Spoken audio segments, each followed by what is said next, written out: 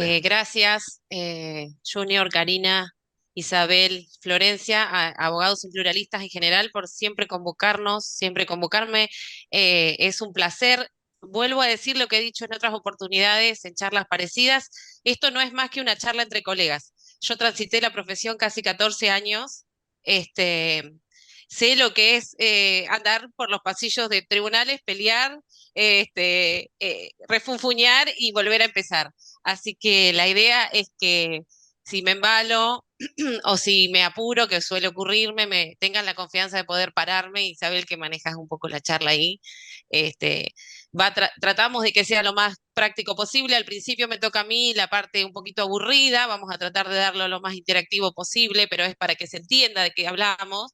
Un poquito de teoría, un poquito de historia, poquitísimo, y bueno, esto no puedo dejar de mencionar y agradecer también al Observatorio de Personas Graduadas y a la Secretaría de Extensión Académica de la Universidad Nacional del Comahue, a nuestros equipos de trabajo, que los casos que van a ver no es más que el trabajo conjunto de no solo Otto y Laila, sino de los equipos tremendos que hay atrás nuestro y quienes nos acompañan día a día. Uno no podría llevar una defensoría en forma solitaria. Así que este, agradezco enormemente en lo particular a mi equipo de trabajo, Norma María, Victoria, Rodrigo, Ana Laura y Guillermo, quienes a mí me acompañan en la diaria.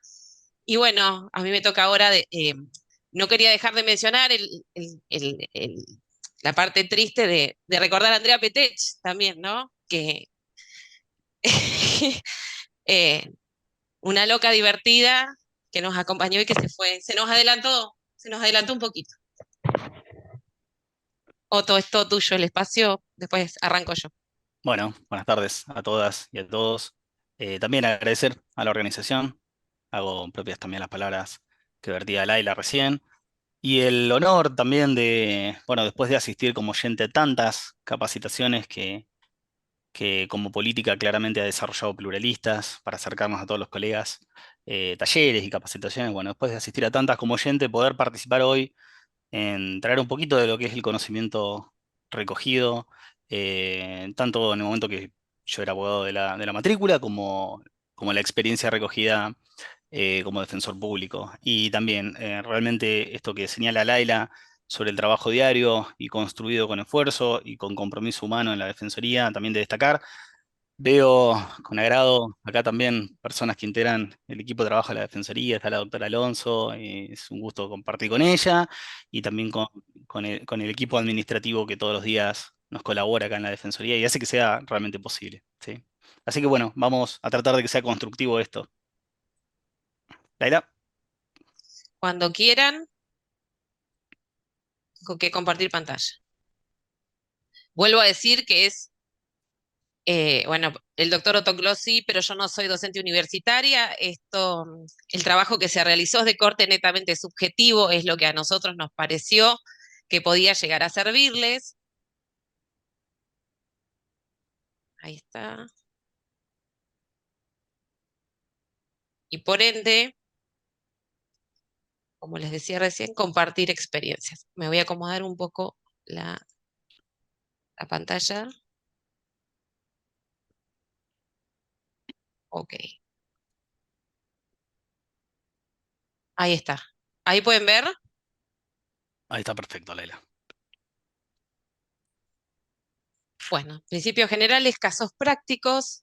Vamos a hablar de discapacidad en plural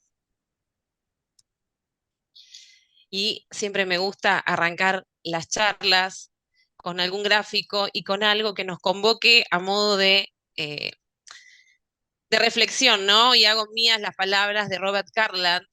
La discapacidad está en el ojo de quien observa.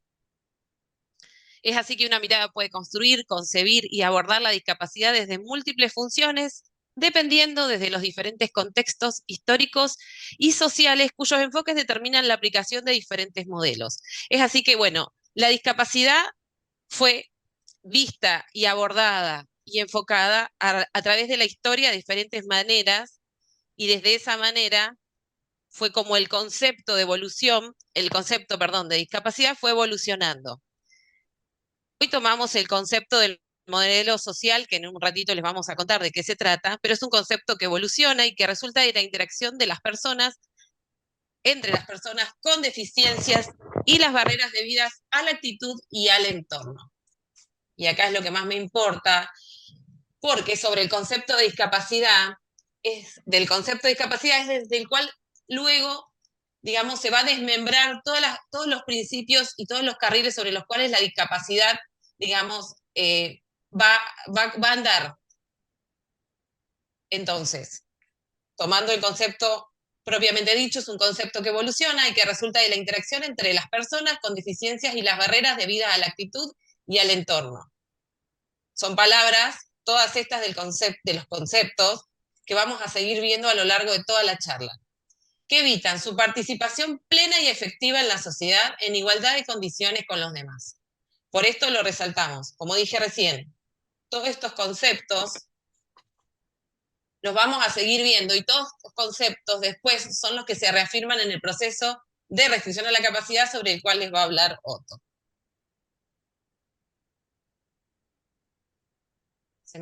¿Ustedes ven la pantalla? Porque a mí se me nubló. Sí, se ve con algún lagueo, pero me parece que traba un poquito. Ahí está. ¿Ver ahí? Ahí está. Ahí estamos. ¿Cuántos tipos de discapacidad existen? Las personas con discapacidad incluyen aquellas que tengan deficiencias físicas y mentales, intelectuales o sensoriales a largo plazo. Bueno, el eje normativo convencional está anclado en la Convención Interamericana de Derechos Humanos, en la Convención de Derechos de las Personas con Discapacidad, las convenciones de Belén do Pará y CEDAW, Constitución Nacional, Constitución Provincial, ya dentro del derecho interno, la Ley de Salud Mental, la Ley de los Derechos del Paciente, el Código Civil y Comercial.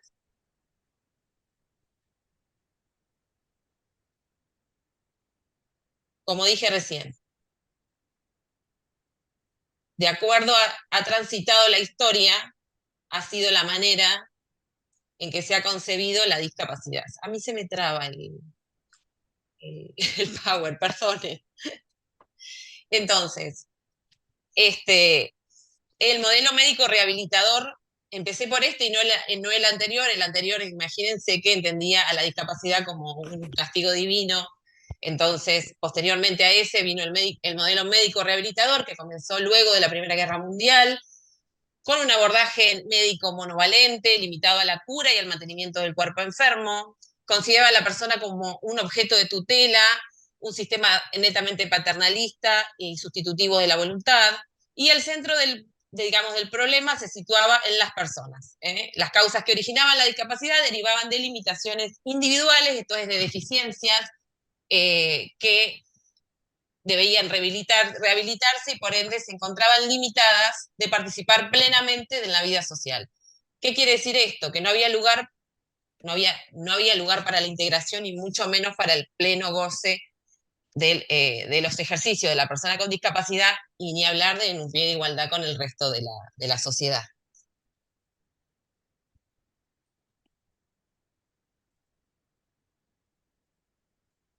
Bueno, centrándonos en el modelo social,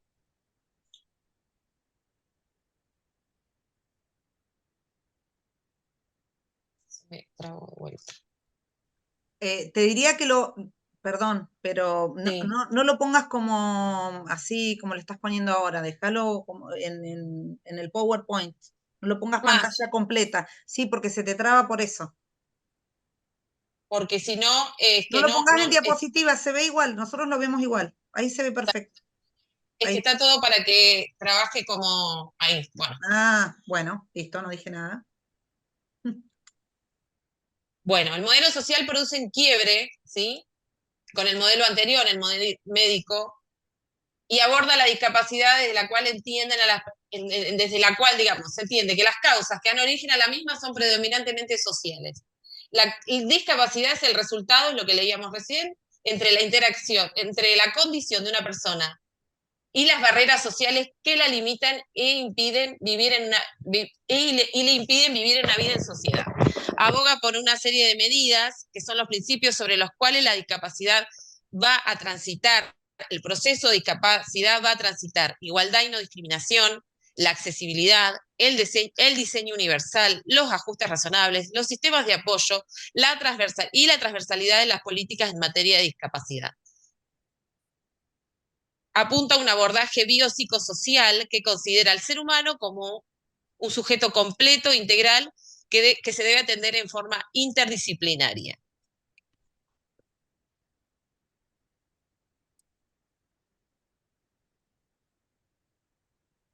Entonces,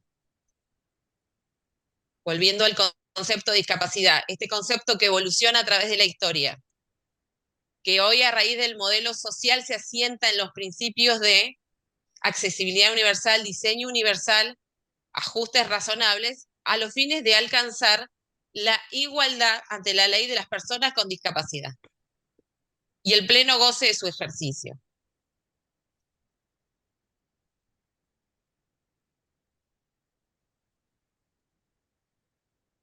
Como dice Silvia Fernández, caminante no hay camino si no hay accesibilidad, ¿sí? Y acá, aunque sea un poquito aburrido, estoy tratando de hacerlo lo más interactivo que puedo. La accesibilidad, de todos modos, es posterior al diseño universal. Yo siempre, cuando estudié el proceso de capacidad, lo imaginaba como un auto con 3 ruedas. Accesibilidad universal, diseño universal primero, accesibilidad universal y ajustes razonables. ¿Para qué? Para llegar, digamos, al pleno goce de ejercicio en un pie de igualdad, ¿sí? Entonces, la accesibilidad universal, ¿qué busca? Busca crear un entorno, busca armar, adaptar, desactivar las barreras que no incluyan a las personas, que no le permitan una participación plena. Mientras que el diseño, como justamente lo dice la palabra, diseña, es previo a la accesibilidad universal. Acá les hago bien la diferencia. La accesibilidad universal y el diseño universal son conceptos relacionados pero distintos. Ambos se centran en la inclusión y en la eliminación de barreras, sí, pero lo hacen desde perspectivas diferentes.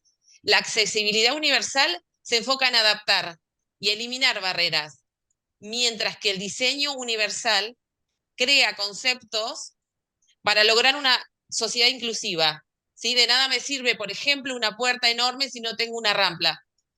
Por ejemplo, ese es el ejemplo más sencillo para que puedan graficarse. ¿A qué me refiero con accesibilidad universal y diseño universal?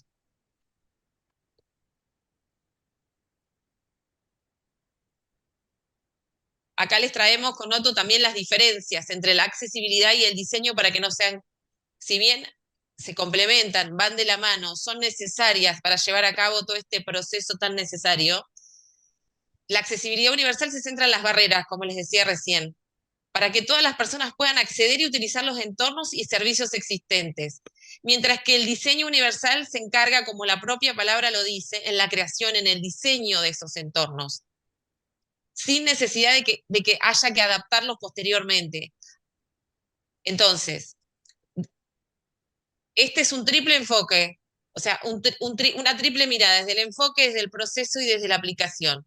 La accesibilidad universal puede requerir modificaciones o adaptaciones a productos y entornos, mientras que el diseño universal no necesita de adaptación ni de diseño especializado individual, sino que apunta a una generalidad. En relación a la aplicación tanto de la accesibilidad universal como del diseño universal, se cumple, por ejemplo, la accesibilidad universal para cumplir determinada normativa y el diseño universal como filosofía de diseño para incluir a un universo de personas. Después de esto vienen nuestros queridos amigos, los ajustes razonables, que acá es donde más debemos trabajar y donde más ponemos el foco y sobre todo ponemos el foco a la hora de escuchar a las personas que vienen o a sus estudios o a la defensoría en relación a qué necesitan y para qué necesitan o para qué necesitarían el proceso de restricción a la capacidad jurídica de una persona. Estos ajustes razonables se utilizan cuando se necesita, cuando surja una necesidad específica, es decir, son modificaciones y adaptaciones necesarias y adecuadas que no impongan una carga desproporcionada o indebida cuando se requieran en un caso particular para garantizar a las personas con discapacidad el pleno goce o ejercicio en la igualdad de condiciones. Pero tienen que ver no ya con lo macro, como accesibilidad universal y diseño universal, sino como específico en relación a cada caso particular. Y esto es lo que tenemos que mirar cuando llega la persona con su universo de características, con el sistema de apoyo del que ahora les va a hablar Otto, y con todos los requerimientos y el acompañamiento que necesitan de nosotros y sobre todo de la judicatura. Para eso tenemos que ser claros en qué pedir y cómo pedir estos ajustes razonables.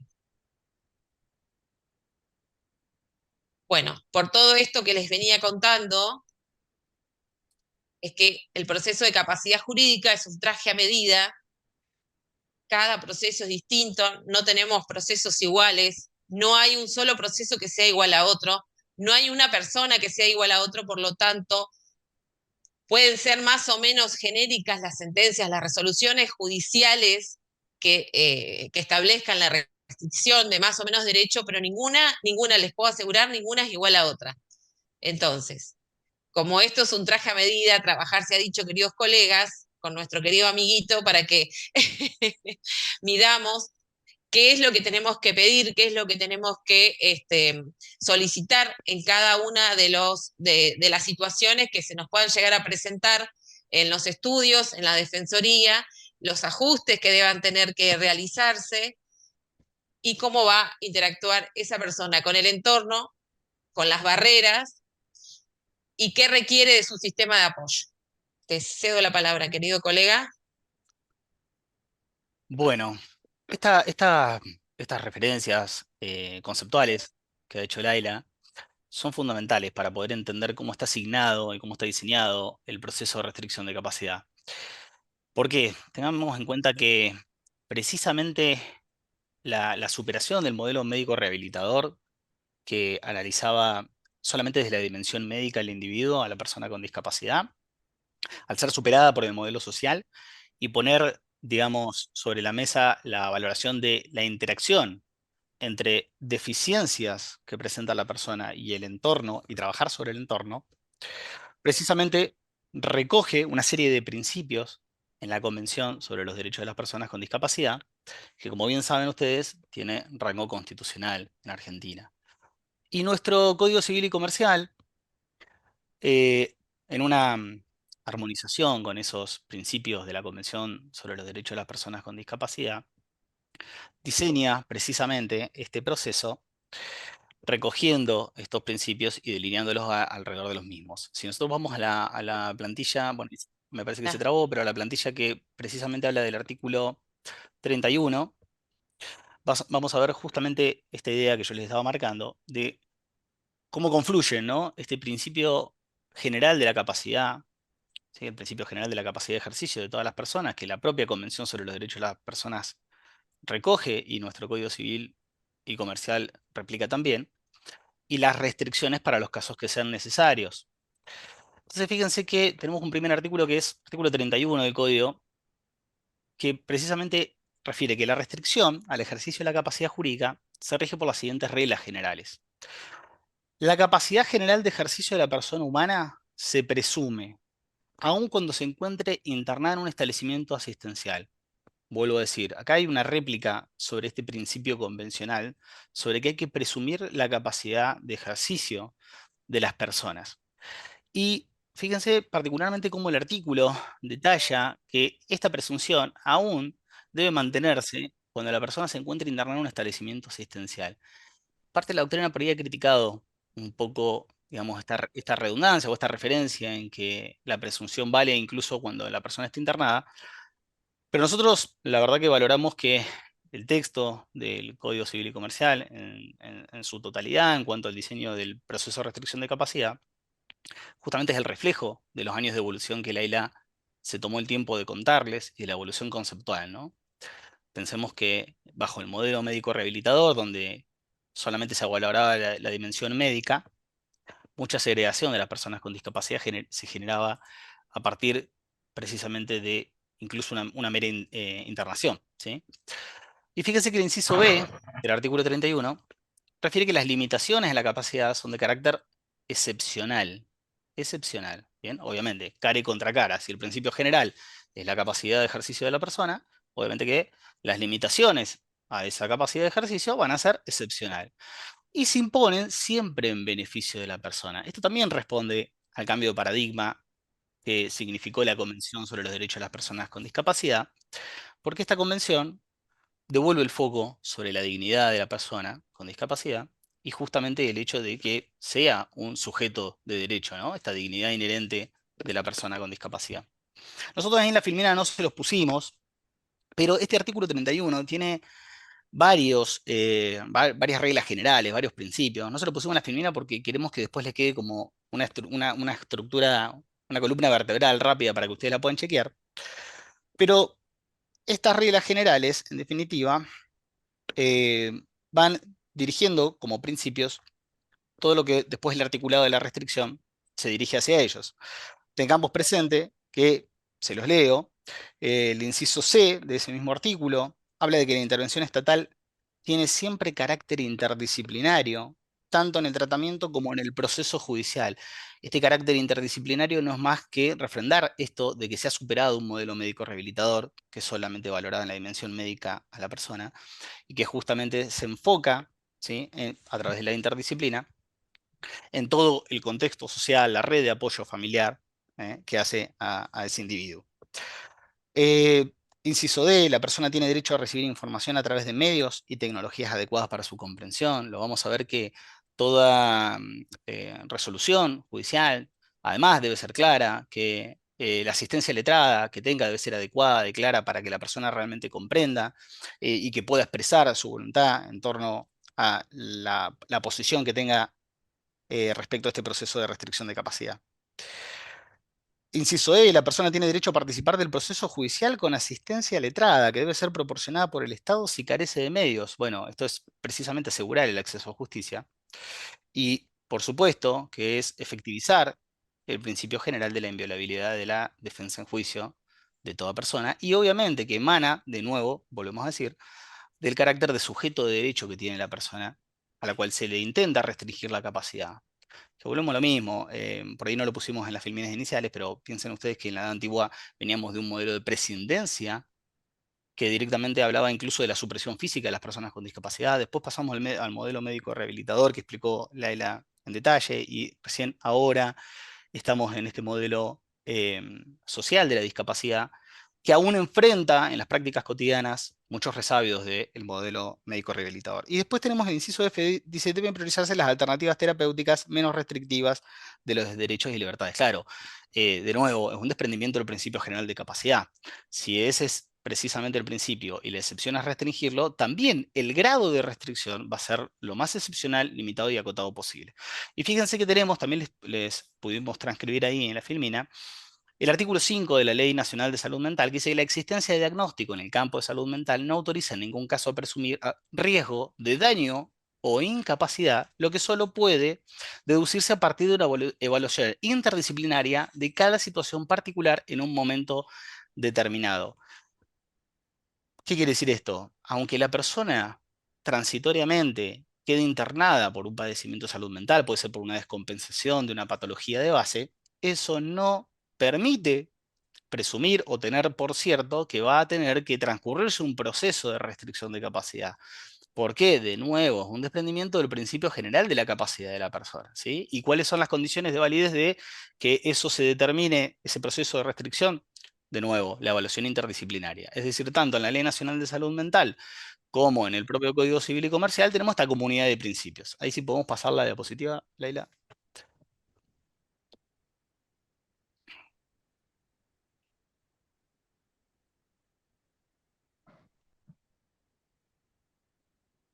Bien. Y el código, entonces, redacta en el artículo 32, vamos a ver qué hace una diferenciación. Vamos a trabajar primero con la primera parte de este artículo, que hace referencia a la restricción de la capacidad de la persona, en contraposición a una segunda parte que vamos a ver después, que es un caso de inhabilitación o, digamos, declaración de incapacidad total, que esa declaración de incapacidad total, les adelanto, esa es la que por ahí responde al viejo sistema que teníamos en el código anterior y tradicional, que se veía mucho en el modelo médico rehabilitador, pero vamos a ver que con mayor ahínco el código pone mucho énfasis en esta primera parte y en limitar, digamos, el ejercicio de la capacidad de la persona en la menor medida y en la medida en que verdaderamente lo necesite, y la conformación de sistemas de apoyo, ¿sí?, para acompañar esa restricción como consecuencia. Entonces, fíjense que el artículo dice, persona con capacidad restringida y con incapacidad, ese es el epígrafe, ¿no?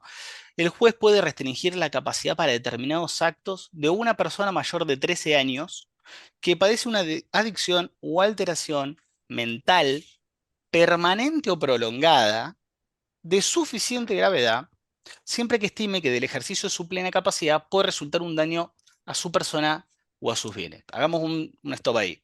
Fíjense que los requisitos de lo que está diciendo el artículo hasta ahí, en definitiva son requisitos acumulativos, no son alternativos. Bueno, salvo lo que es adicción o alteración mental, ahí sí obviamente es disyuntivo, pero fíjense que en cuanto a la alteración mental, refiere que tiene que ser permanente o suficientemente prolongada, de gravedad, ¿sí?, y como requisito ineludible es que el juez, o sea, o que del proceso surja y se estime que el pleno ejercicio, digamos, de su capacidad puede resultar de un daño para su persona o sus bienes, ¿sí? En relación con dichos actos, continúa el artículo ahí, vamos un cachito atrás, Pará. perdón, Laila, pero un cachito atrás y se los termino de leer, más allá que volvemos sobre el tema después. Dice, en relación con dichos actos, el juez debe designar el o los apoyos necesarios que prevé el artículo 43, especificando las funciones con los ajustes razonables en función de las necesidades y circunstancias de las personas. El o los, ya ahí tenemos un primer indicio que puede ser múltiple, la designación del sistema de apoyo puede recaer en más de una persona, el o los apoyos designados deben promover la autonomía y favorecer las decisiones que respondan a las preferencias de la persona protegida. Esta parte final de este primer segmento del artículo es fundamental, porque ahí es donde se evidencia con mayor claridad el total cambio de paradigma, ¿no? Fíjense que habla de la promoción de la autonomía y favorecer las decisiones que respondan a las preferencias de la persona protegida. Cuando Leila recién les contó hace un ratito el eje central, cardinal del modelo social de la discapacidad, les hablaba de precisamente el acompañamiento a la persona para que pueda gozar y ejercer de sus derechos en igualdad de condiciones. Nosotros veíamos de un modelo que asignado en el paradigma médico rehabilitador sustituía a la persona en el ejercicio de sus derechos, es decir, había padecimiento de salud mental, había declaración de incapacidad, había designación de curador y sustitución en el ejercicio de los derechos de la persona. Bien, todo eso justamente es lo que se quiere evitar, ¿sí?, con la nueva legislación, dejándolo a ese supuesto para un caso absolutamente excepcional que vamos a ver después, y se diseña precisamente y se da un marco normativo muy preciso para que la restricción sea lo mínimo posible, que para esos casos, en cuanto fuere materia de restricción, se le designe apoyos, que esos apoyos puedan promover la autonomía y favorecer las decisiones de la persona. ¿Para qué? Para que sea la propia persona la que ejerza sus derechos, no sustituirla. Ahí pasemos, Filmina, si se puede. Bien, ¿qué es un apoyo? Pregunta fundamental, ¿no? El artículo 43, que esto también se recoge es un desprendimiento también de la Convención sobre los Derechos de las Personas con Discapacidad. Dice que el artículo 43 dice cualquier medida judicial o extrajudicial que facilite a la persona que lo necesite la toma de decisiones para dirigir su persona, administrar sus bienes o celebrar actos jurídicos en general, ¿sí? Fíjense, está poniendo el acento del acompañamiento necesario para que esta persona restringida en su capacidad pueda desenvolverse y pueda decidir, ¿sí?, pueda conformar y expresar su voluntad, y que las decisiones en consecuencias surjan de las propias preferencias de la persona que se le ha restringido la capacidad. Pasemos de Filmina, porque ahí vamos a hablar un poquito de los niveles de apoyo y los tipos de apoyo.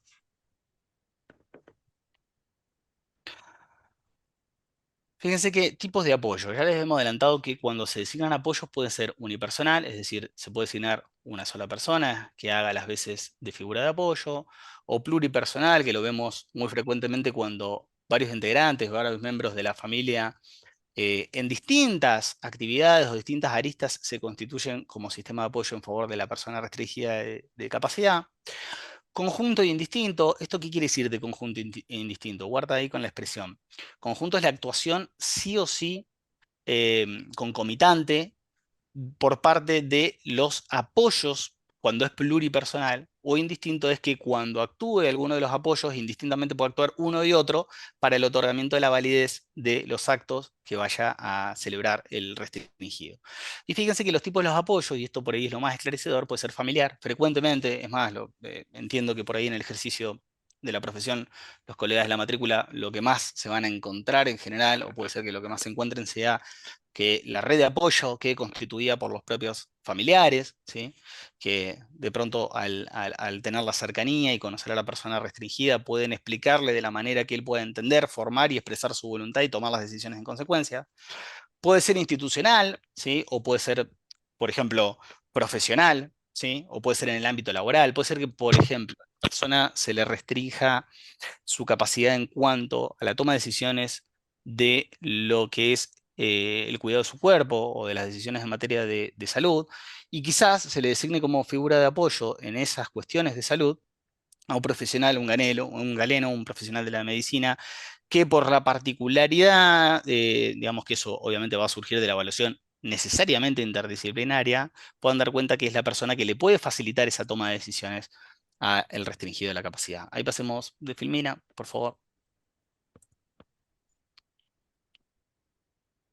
Bien, niveles de apoyo. Esto que le hemos transcrito, ahí vamos a empezar con, ya más allá de lo teórico que hemos hablado hasta ahora, vamos a empezar con cuestiones concretas que los juzgados toman y que cuando ordenan la apertura a prueba en estos procesos han recogido de forma clara, que es determinar que la restricción de la persona, del interesado, tenga que responder a alguno de estos tres niveles, en principio, como categorías generales, más allá que después obviamente vemos que tenemos ajustes razonables y demás, hay tres categorías identificables que nuestros juzgados han recogido. Un primer nivel es aquel en el que la persona requiere de apoyos mínimos para la toma de decisiones, como podrían serlo los relacionados con el lenguaje o con aspectos tecnológicos que puedan facilitar la comunicación. Un segundo nivel que consiste en la toma de decisiones asistidas, en donde la persona con discapacidad recibe la asistencia para la toma de sus decisiones de un tercero de su confianza, elegido por la propia persona con discapacidad. Y el tercer nivel de la toma de decisiones facilitada es para los casos por ahí más extremos, en los que las preferencias y la voluntad de la persona no pueda expresarse o conocerse de manera fehaciente y que debe constituirse en una situación de última instancia, de última ratio. Precisamente cuando los juzgados, está bien que pasemos Filmina, pero agrego esto, cuando los juzgados dicta el auto de apertura a prueba, por así decirlo, para que nos ubiquemos acá entre colegas, y le pide al equipo interdisciplinario que haga una evaluación, una valoración y una evaluación del interesado, le pide que indique prima facie en cuál de estos tres niveles se encontraría ubicado o podría tenerse una solución respetuosa de los derechos del restringido. Ahí pasemos de Filmina.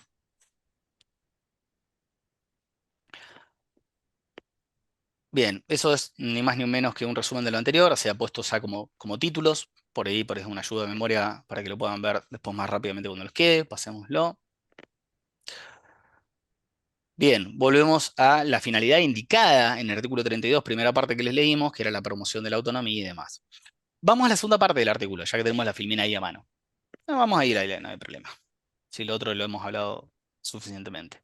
Promover la autonomía, volvemos, la finalidad del apoyo. Bueno, ahí, promover la autonomía, favorecer que las decisiones respondan a las preferencias, ya se los dije, de la persona protegida para que pueda ejercer sus derechos. ¿Sí? Pasamos ahí, de filmina. Bien, segunda parte del artículo. La excepción de la excepción, decimos, ¿no? Si el principio general es la capacidad y la excepción es la restricción, la excepción de la excepción, lo excepcionalísimo es la declaración de incapacidad.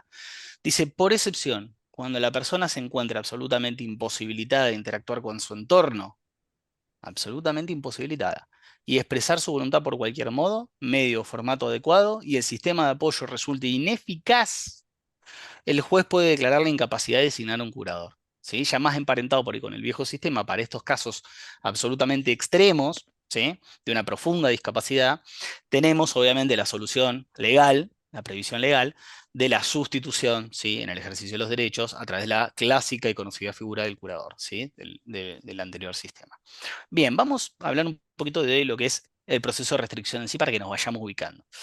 Nosotros por ahí en esta presentación no es que le hicimos desde el punto de la primera coma hasta el último punto de la sentencia, pero sí destacamos con Laila ciertas particularidades que nos parece que hay que tener bien en claros para comprender de qué va, digamos, este proceso y qué cuestiones tiene que tener en cuenta el operador, ¿sí? Vamos a hablar de un peticionante, ¿sí?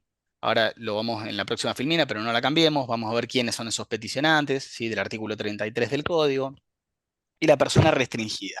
¿Por qué la diapositiva indica así como una flecha? Más allá de que el proceso se promueva en beneficio, si se quiere, del interesado, vamos a ver, y esto tiene una particular importancia que los colegas sabrán entender, que el restringido, el interesado, se constituye como una verdadera parte en el proceso judicial. Yo ya se los leí cuando les leí aquí el artículo 31, más allá que no estaba en la filmina, de que iba a tener participación con asistencia letrada. Y el código más adelante dice que puede ofrecer toda prueba que considere a su defensa, ¿no?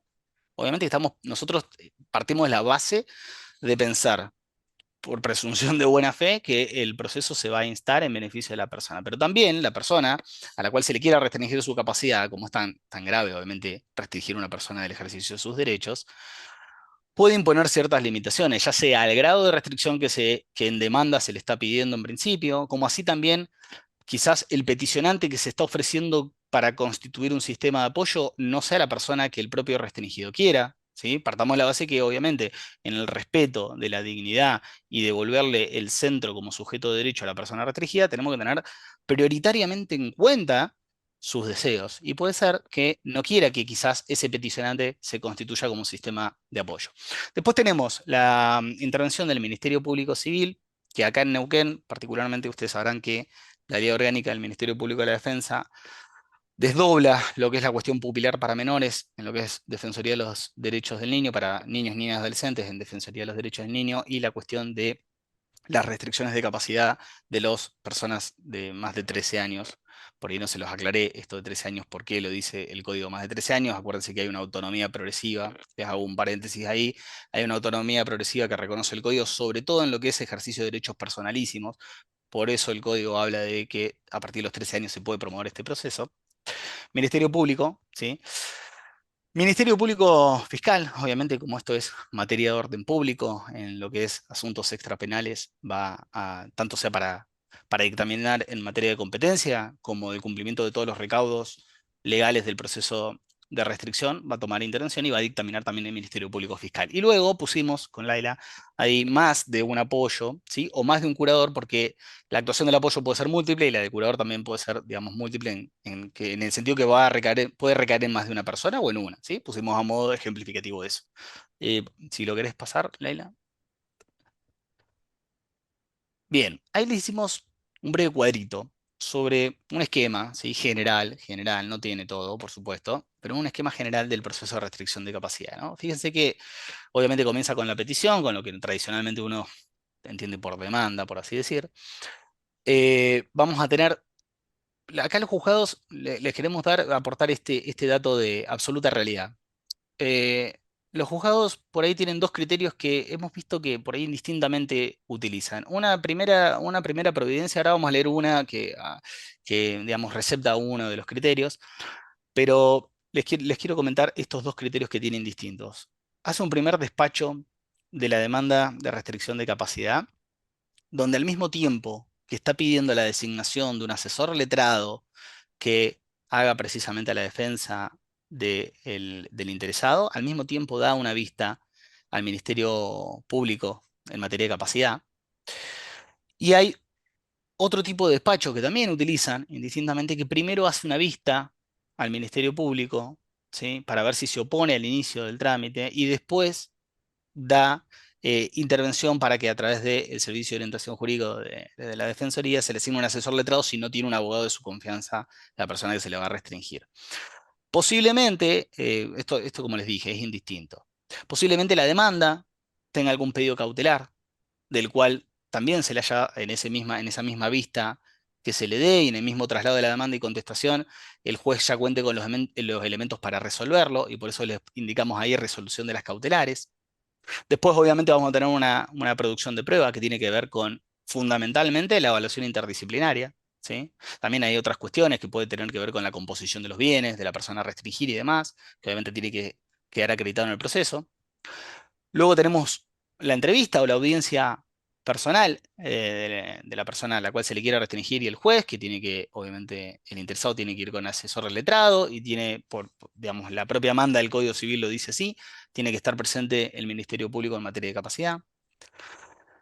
Después tenemos una vista al Ministerio Público que si no la hace en la propia audiencia del artículo 35 que les estamos marcando ahí, la puede hacer verbalmente en la misma audiencia, la vista del Ministerio Público que le hemos indicado de arriba. Si no la hace ahí, bueno, la podrá hacer por escrito después, por eso se las pusimos así media superpuesta cronológicamente.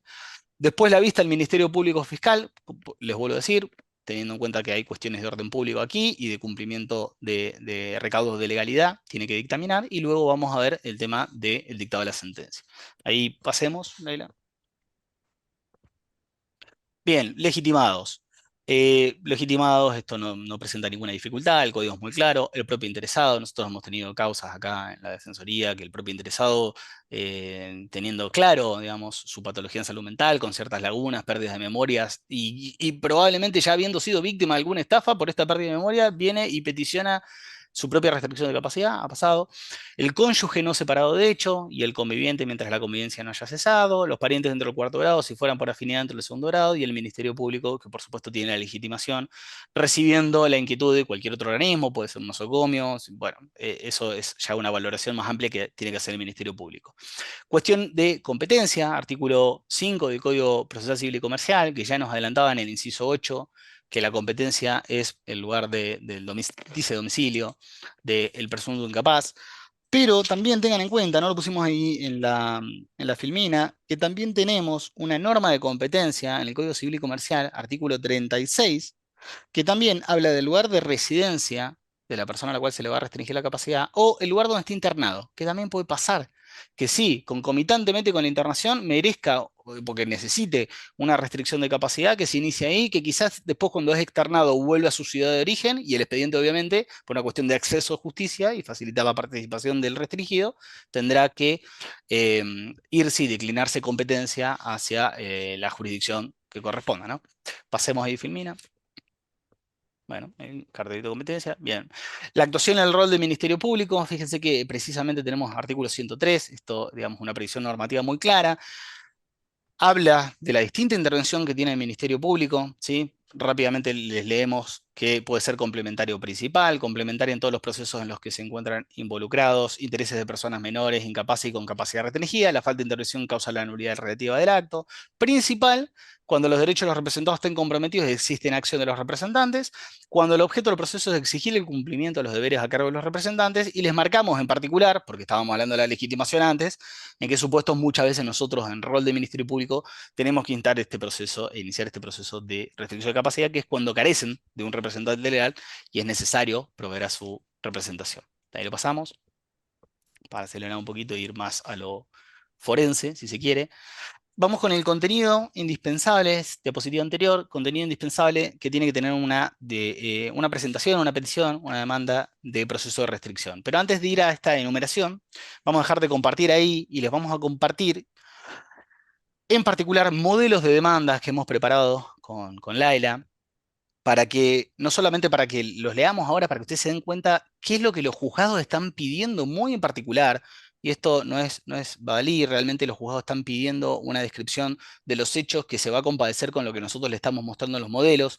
Incluso hay por ahí algunas providencias que sacan previos si no se contiene cierta información, entonces hemos querido brindarles estos modelos para que les queden, que los vamos a repasar ahora rápidamente, y después, como les dijo la doctora López Osornio, les va a llegar junto con el Power y con el certificado todo esto que estamos proyectando. Ahí si dejas de compartir la ELA, yo voy a compartir Claro. entonces los Ahí está. modelitos de banda de restricción. Op, A ver, no, ahí está. creo que hice otra cosa. No, ahí Ahí está. estamos. Ahí está perfecto, mirá.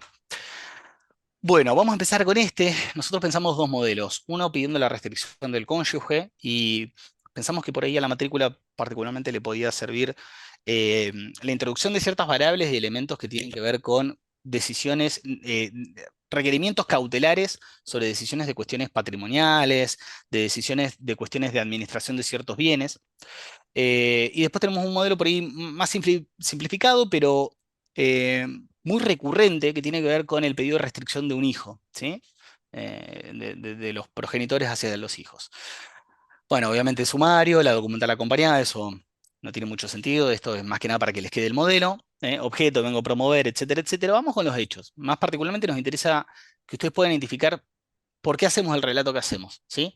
Conforme surge la documental adjunta a la presente, me encuentro unida al matrimonio. Bueno, de fecha tanto, obviamente que acompaña el acta de matrimonio. El mismo actualmente padece de afección de su salud mental de carácter permanente en los términos del artículo 32 del Código Civil y Comercial, que por su gravedad le impide el pleno ejercicio de su derecho de forma autónoma. A mayor andamiento, y tal como surge de la documental acompañada a la presente, vuestra señoría podrá advertir que, a más de las afecciones de salud clínica, cuenta con diagnóstico de Alzheimer, enfermedad de carácter progresivo, que hoy se encuentra sumamente avanzada. En particular, se advierte que los certificados médicos acompañados, que el diagnóstico de mi marido impacta sobre sus funciones de lucidez, trastornos de la memoria, trastornos de atención y lamentablemente total afectación del lenguaje. La progresión de su enfermedad actualmente ha hecho que el mismo no sea capaz de manejar su propia higiene, efectuar compras, manejar sumas de dinero ni administrar su propia medicación. A mayor andamiento, hoy no, bueno, ahí está suprimido el nombre, no puede interaccionar con su entorno, ¿sí? Obviamente acá ya estamos encaminando que es un supuesto del artículo 32 infine. Manifestar sus deseos o necesidades, no controla esfínteres y requiere asistencia y cuidados permanentes. El grado de afectación de su enfermedad hizo necesario que se arbitre su ingreso a la residencia de adultos mayores, donde se le brinda los cuidados personales que le son menester. Esto tuvo lugar en el mes de octubre del año pasado.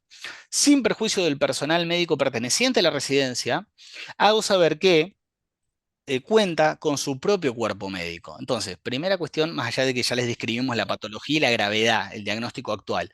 Primera cuestión que los juzgados hacen mucho hincapié, que le podemos decir cuál es el equipo médico tratante actual. Bueno, ahí tiene que, eso es una referencia que necesariamente tiene que estar. No puede desplazarse por sus propios medios. Tenemos que hacer referencia, más allá de la patología de salud mental, cuál es la cuestión clínica que tiene. Obviamente, la cuestión clínica no es la que justifica la restricción, ya lo sabemos, leímos el artículo, todo lo conocemos, pero nosotros tenemos que otorgarle elementos a la magistratura desde el primer escrito para que valore cómo vamos a llevar adelante este proceso, ¿sí? Para garantizar el acceso a justicia de la persona y para que el juzgado ya sepa con qué encontrarse y también el asesor letrado que le toque. Padece de artritis reumatoidea, se encuentra en silla de ruedas, de grado avanzado, se encuentra realizando sesiones de kinesiología en la propia residencia mediante profesional que se desplazan hasta allí. Hasta el mes de diciembre del año pasado, aún expresaba sus necesidades fisiológicas, sea mediante sonidos o señas. Sin embargo, desde entonces se evidenció un abrupto empeoramiento de su patología que lo han limitado en términos totales. De los propios informes de la realidad diaria surge que no se ubica temporoespacialmente y que, como dije, ya no interacciona con su entorno. Mi cónyuge cuenta con cobertura de obra social PAMI, otro de los requerimientos que nosotros hemos advertido que los tribunales son insistentes en tener estos datos. ¿Cuál es la cobertura de obra social con la que cuenta la persona? En razón de ser jubilado del Sistema Nacional, percibe haberes jubilatorios, cuáles son los ingresos, ¿sí? Que en el mes de mayo y junio de este año han ascendido, bueno, ahí los respectivos importes, y adjunto recibo de haberes jubilatorios de ambos periodos. Igualmente, y tal como surge el saldo de cuenta de caja de ahorro de haberes jubilatorios de titularidad ante el Banco de la Nación Argentina, hoy existe en aquella cuenta la suma de tanto dinero, obviamente montos que estarían inmovilizados, ¿no? De lo señalado, que las constancias médicas concluyan que no puede desarrollar su vida sin asistencia, en particular para el caso de Marras, que requiera la designación de una figura de curador para el ejercicio de sus derechos. En relación a la eventual figura de curador o curadora, hago saber que me propongo a dichos fines y consigno mi número de teléfono para que el equipo del fuero lo tenga presente para su oportunidad, siendo el abonado tal número.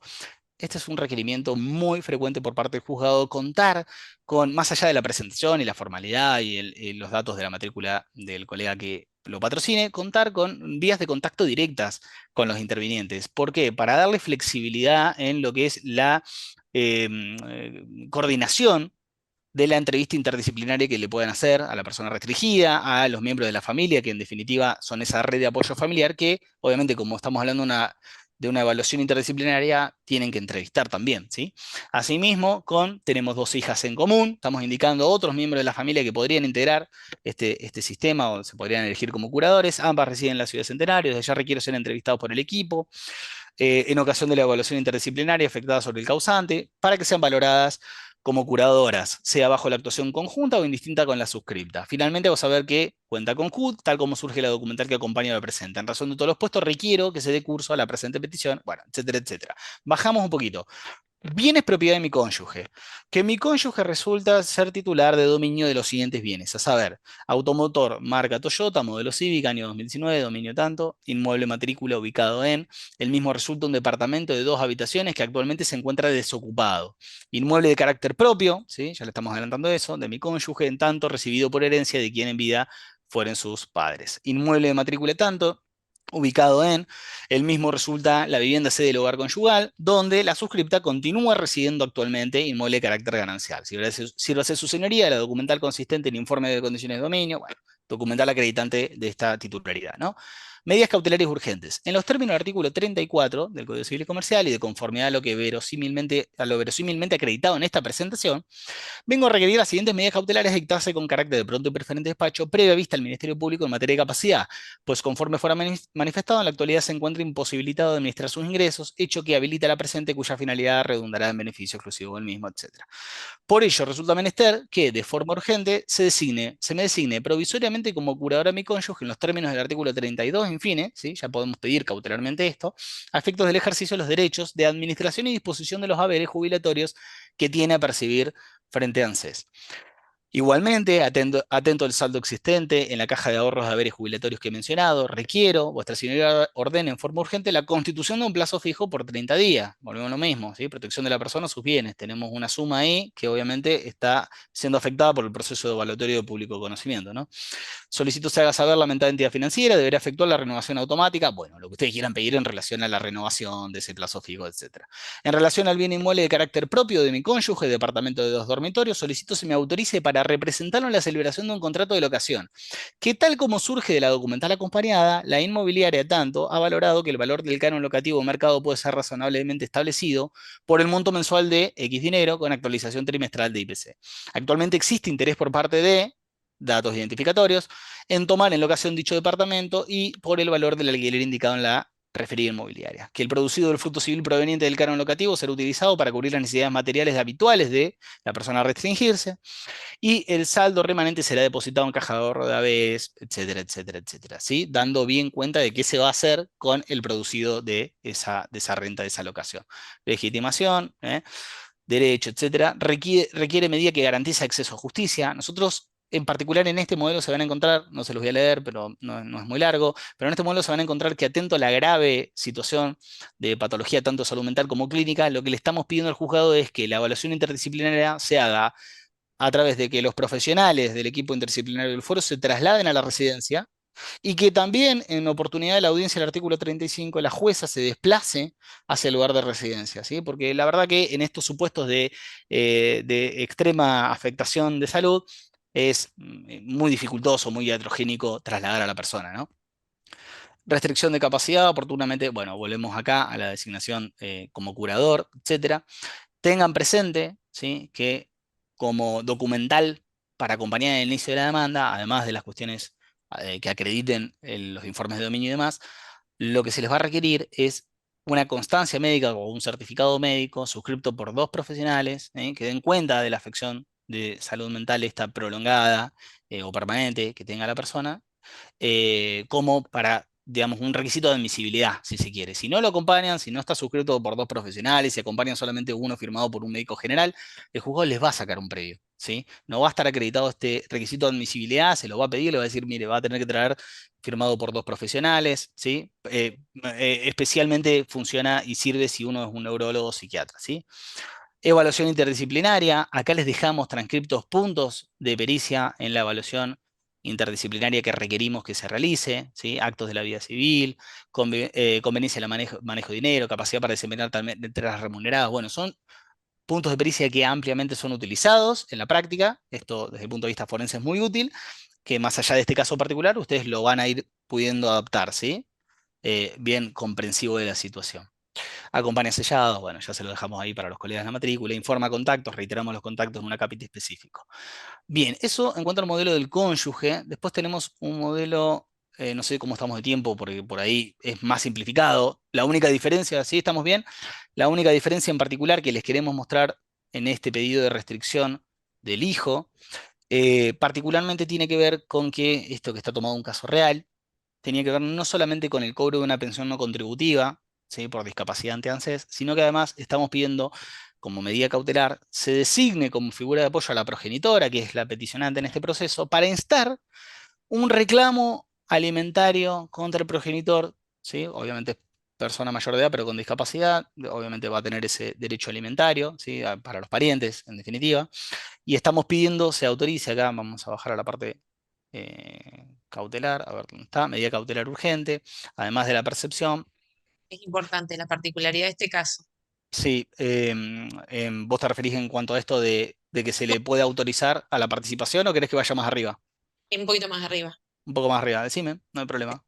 Que Yo es me como el otro quiero. extremo el caso que planteaste recién es el del 32, como vos Y, comentaste, son y- casos excepcionales porque la capacidad se presume, se percibe, se busca la autonomía, pero acá justamente, como esto estamos hablando que es un traje a medida, este tiene una particularidad más abajo. Me parece, estaba marcado con negrita. sí, Que la bueno, mamá quería. pide, por un Bien, lado, representarla, por acá. un lado, tener facultad de representación, pero por otro lado, poder esto. Acá. Sin embargo, y a los fines de promover su autonomía, resulta necesario el inicio de las presentes, cuya finalidad está dirigida a acompañar en los actos que así lo requieran, como ser el cobro de su pensión, y determinadas cuestiones cotidianas, y en referencia a actos más complejos, como fuera explicitado presentemente, será necesario contar con facultades de representación. Esto sí, es cierto que es muy importante.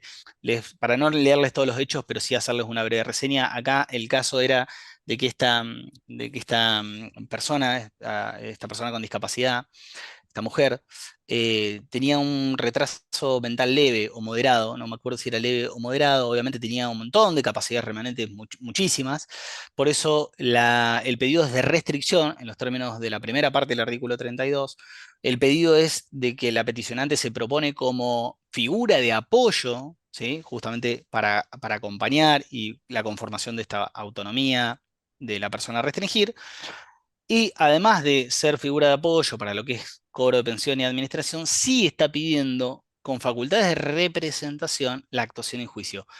Esto de las facultades de representación, más allá de que se esté proponiendo como figura de apoyo, sabe ser en la práctica bastante útil para que por ahí la persona a la cual se intenta y se persigue la restricción de capacidad no tenga que ser desplazada constantemente a un montón de lugares, ¿no? Más allá de que obviamente la actuación de la progenitora va a ser de conformidad a la voluntad, los deseos, la necesidad y en beneficio de la persona restringida, por ahí la facultad de representación libera que la persona restringida tenga que suscribir presentaciones judiciales, ¿no? Entonces, eso es bastante importante, ¿sí? Ténganlo presente eso. Laila, otra cuestión de esta demanda en particular que sea Ah, interesante. desdobla el apoyo. Por un Ujú. lado, las cuestiones que a ella la podrían afectar, como decís vos, solicita facultades de representación, como por ejemplo sería el inicio de un reclamo alimentario al progenitor de esta chica. Pero por el Ujú. otro lado, acompañarla a cobrar su pensión y para el caso de que ella lo requiera, poder también asumir en virtud de su autonomía progresiva y poder promoverla. Esto será obviamente acentuado y corroborado por el equipo interdisciplinario, como vos decías, para que ella pueda, digamos, tomar control de algunos aspectos de su vida cotidiana. Exacto, exacto. Acá donde Bueno, decimos que es un traje a medida, porque por un lado pide facultad de representación para los actos que pueden alterarla, pero por otro lado pide que solo acompañarla para actos que pueden promover su capacidad, ¿sí? Para el exacto. pleno goce de ejercicios, que es lo que decíamos en su principio. Mm. Bueno, ahí les queda también el modelo, ¿eh?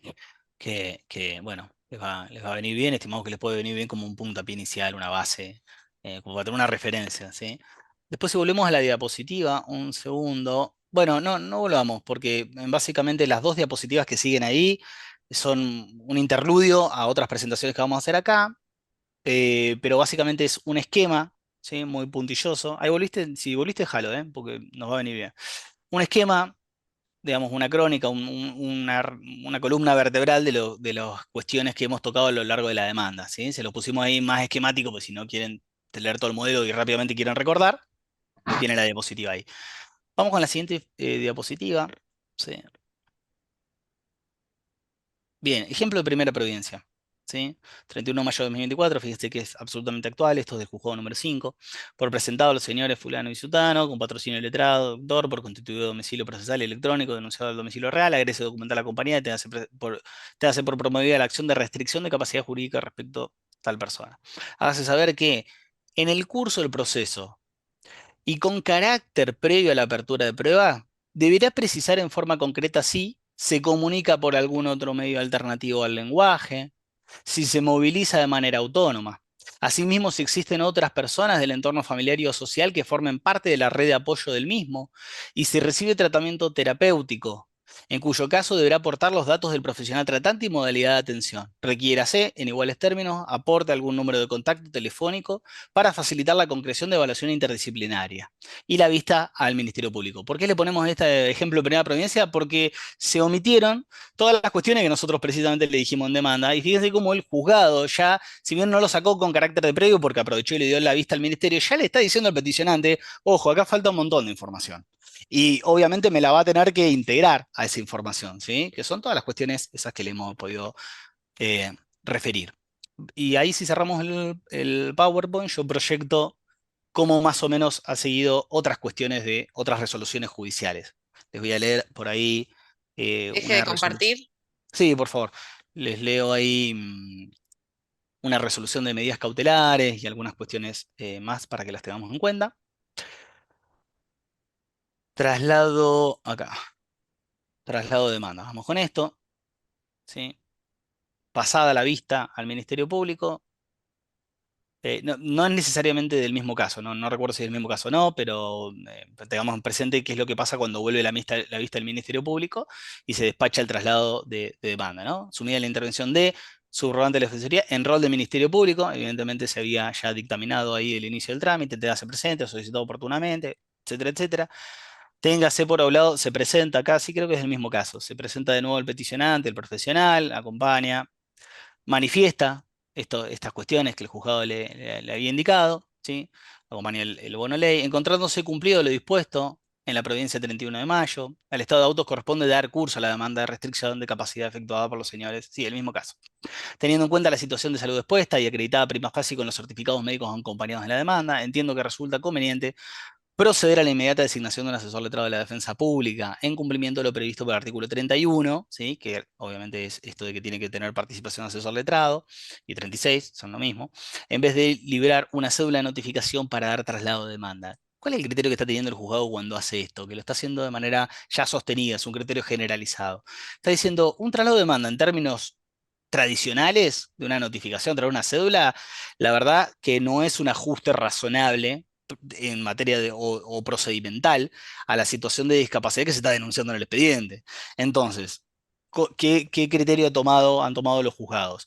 A través del Servicio de Orientación Jurídica, la designación de un defensor o defensora pública acá, del Ministerio Público de la Defensa, para que de manera ya más flexible y articule una entrevista con la persona que se le va a restringir, y que en su caso, obviamente, esa persona puede manifestar que tengo un abogado de mi confianza y obviamente podrá contestar con el abogado de su confianza, pero el juzgado quiere dejar ciertas resguardos y salvedades de que va a tener un efectivo asesoramiento letrado y la defensa en juicio.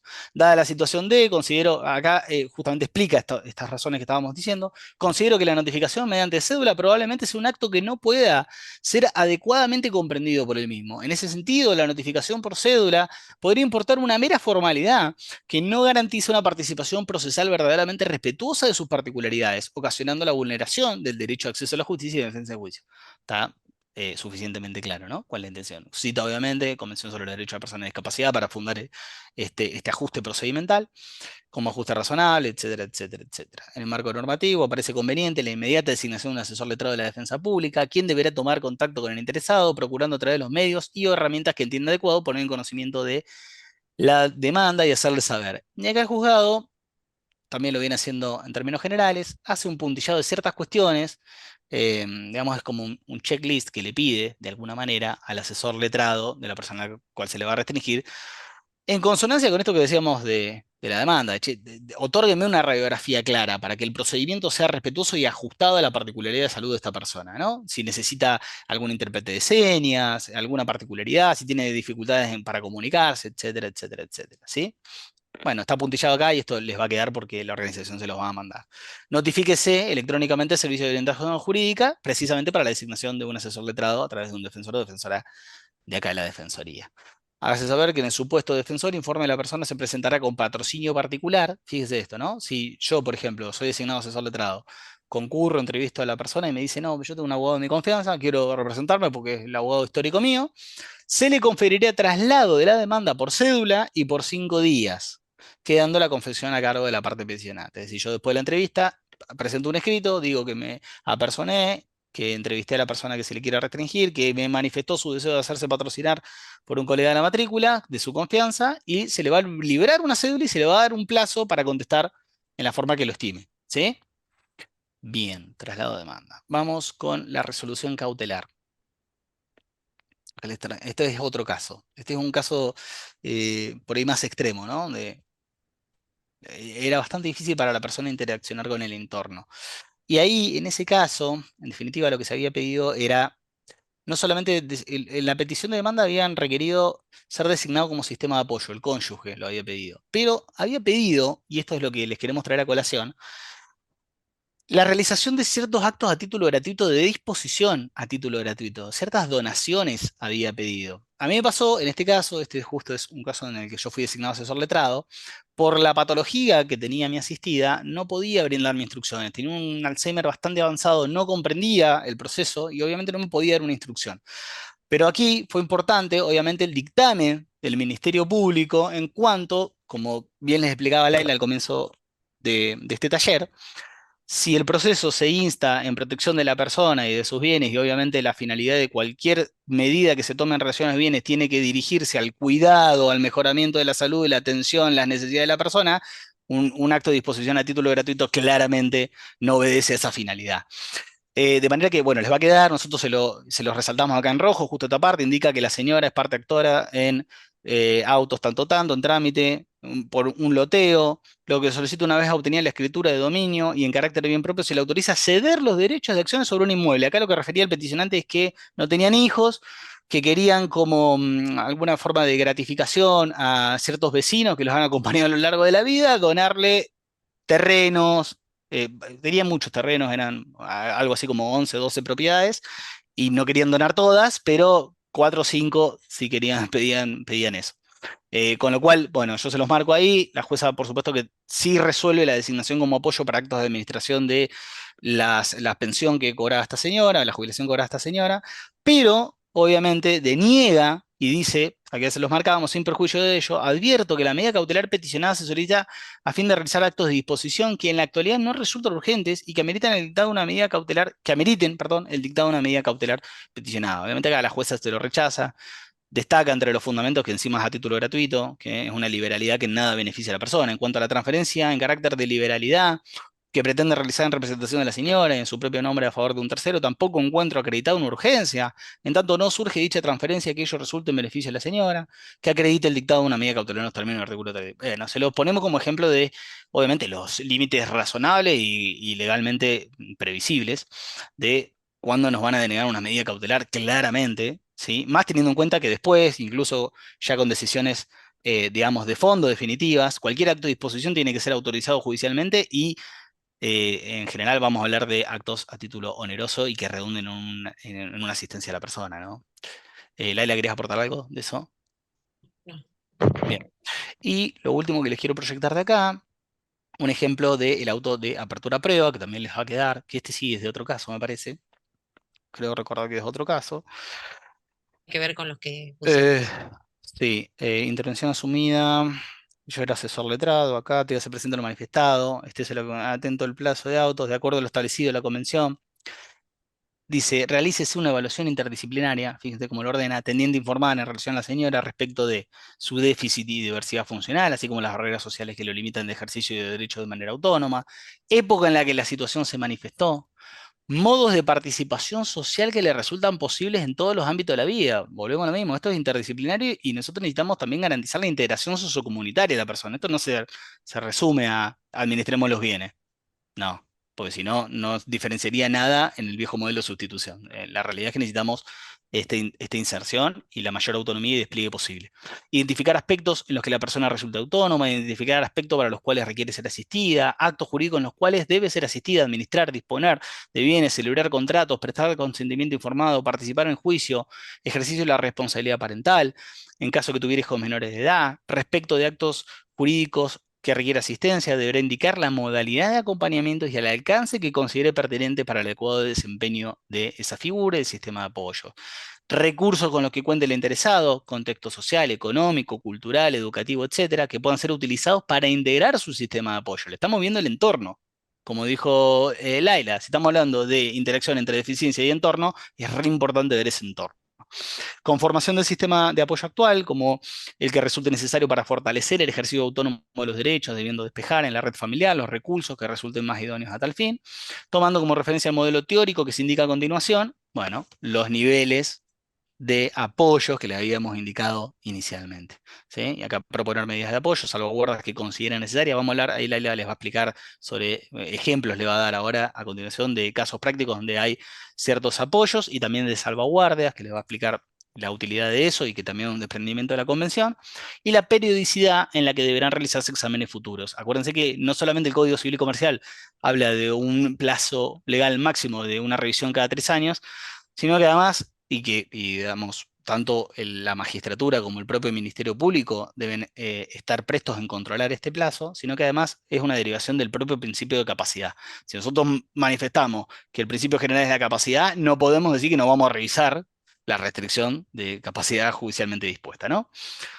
Hágase saber al procedimiento interviniente, a los fines de realizar la evaluación, deberán contemplar el uso de medios, modos, tecnología, etcétera. Les va dando indicaciones, ¿sí? Asimismo, deberán indicar en el informe si estiman conveniente que la audiencia del interesado con quien suscribe, con la jueza, se realice con la presencia de alguno profesional interviniente o con la colaboración de un perito intérprete, ¿sí? Volvemos a lo mismo, es brindarse ya herramientas para saber cómo hacer ese abordaje.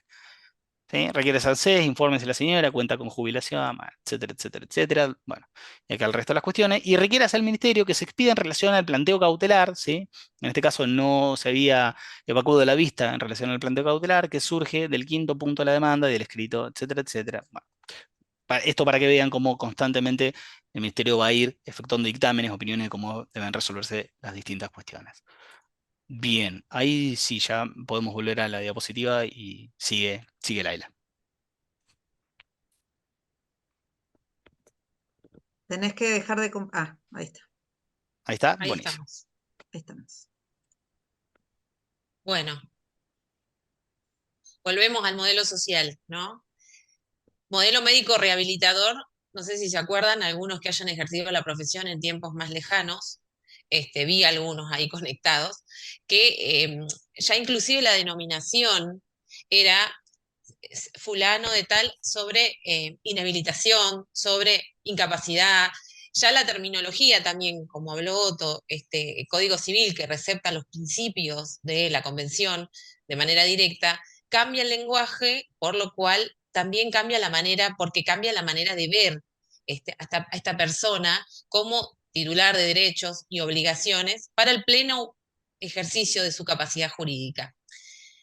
Entonces, en este marco, como decía recién Otto, el proceso de revisión se da como un plazo máximo de 3 años, puede darse en cualquier momento, porque pueden cambiar las circunstancias que dieron origen, o bien puede la persona eh, cuya capacidad se restringió en algún momento, eh, haber cesado las causas que dieron origen a la misma.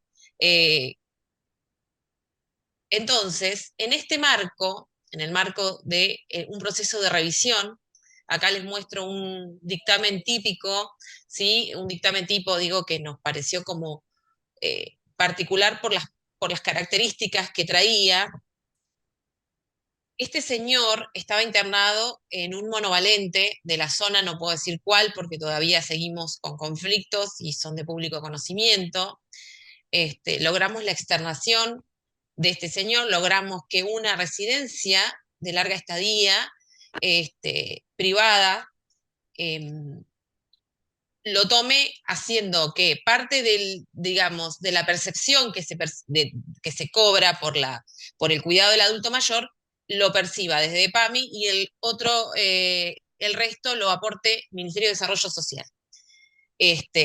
Entonces, una vez que logramos externarlo, pasó a un hospital para su, digamos, para la estabilización del cuadro, como dicen los médicos. Hay conceptos que por ahí un poco nos exceden. Una vez que le dieron el alta del hospital de Acasonal, pudimos trasladarlo a esta residencia en larga estadía.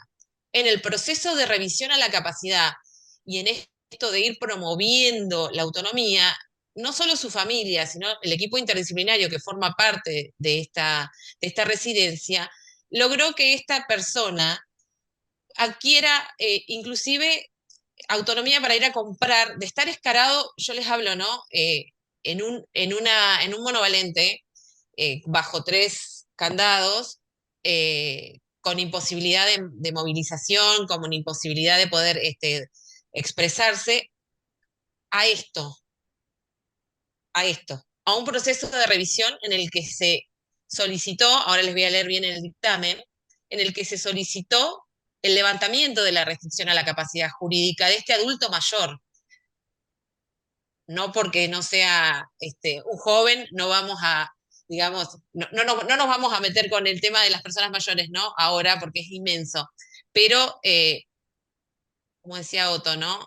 En esto de promover la autonomía en igualdad de condiciones, donde la capacidad se presume y en un proceso de revisión, ¿qué, qué entendimos después de la audiencia? En este caso me tomé el tiempo de no dictaminar en audiencia, porque muchas veces para que los abogados no tengan que esperar las vistas y los tiempos judiciales, dictaminamos en audiencia. En este caso, bueno, pedí que el juez me remita el expediente y se llevó una audiencia mediante plataforma Zoom, porque así lo requirió la persona y así lo requirió el sistema de apoyo. Este ministerio sugiere a vuestra señoría el levantamiento de la restricción de la capacidad dispuesta mediante sentencia de fecha 31 del 10 del 2019 en razón a los argumentos que se exponen a continuación. En la audiencia realizada, bueno, acá hay una discordancia, de manera presencial y dice Zoom, pero fue Zoom. Solo están los puntitos para no identificar a la persona, solo ha requerido que se mantengan las figuras de apoyo en cabeza de su hijo y de su nuera, pero dejando de lado los plazos y las evaluaciones del presente proceso. Él estaba cansado de abogados que lo vayan a ver, de jueces, lo pudo expresar claramente, si podía ir al supermercado para comprar las cuestiones que hacían a su vida cotidiana, si podía administrar su jubilación perfectamente, podíamos prescindir de este proceso que como dijo Otto, es de carácter excepcional, es de carácter restrictivo, una época que se hizo uso y abuso del inicio de restricción al proceso de capacidad. Hoy día estamos vivenciando una serie enorme de levantamientos de la restricción como este y un caso más que les vamos a contar. Entonces, ¿qué pidió este señor? Dejando de lado los plazos y las evaluaciones del presente proceso, solicitando a su vez solo acompañamiento para realizar trámites y o percepción de sumas de dinero que superen las que puede manejar de manera cotidiana. Hecho que no habilita a mantener la restricción a la capacidad, pues la etapa de revisión faculta a peticionar el cese de las restricciones determinadas por sentencia judicial. Entonces, ¿qué pidió él? A mí déjenme una cierta cantidad de dinero, esta cantidad de dinero que la maneje mi hijo, que él se la estaba lo guardaban para viajes o para cuestiones que él necesitaba, que él claramente desde la residencia se podía comunicar con su hijo y cuando necesitaba algo se lo traían sin ningún inconveniente.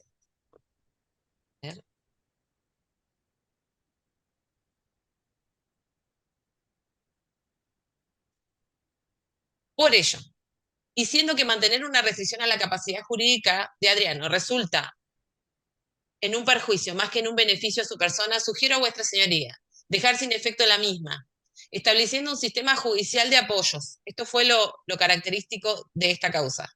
En cabeza de su hijo, que continúa asistiéndolo para la realización de trámites complejos que específicamente no pueda llevar a cabo en virtud de su patología de base, o bien que sean por él requeridos.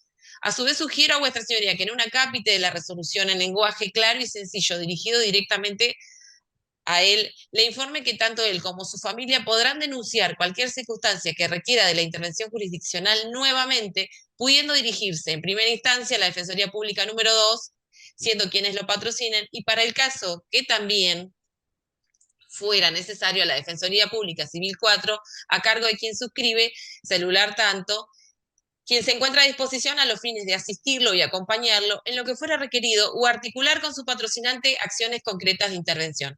¿Qué quiere decir? Que no porque el proceso de restricción a la capacidad se cierre, cesan algún tipo de actividad o acompañamiento de parte nuestro o de parte del Estado, porque es una obligación que tiene carácter convencional.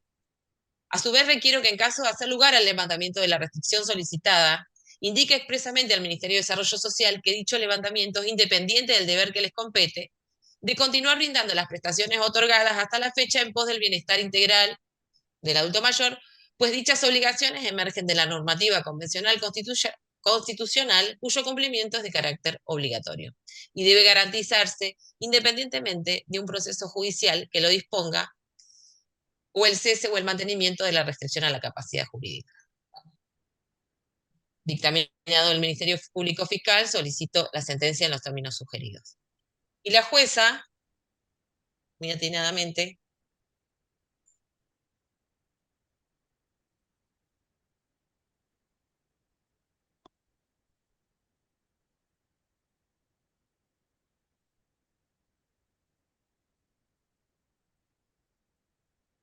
dijo lo siguiente.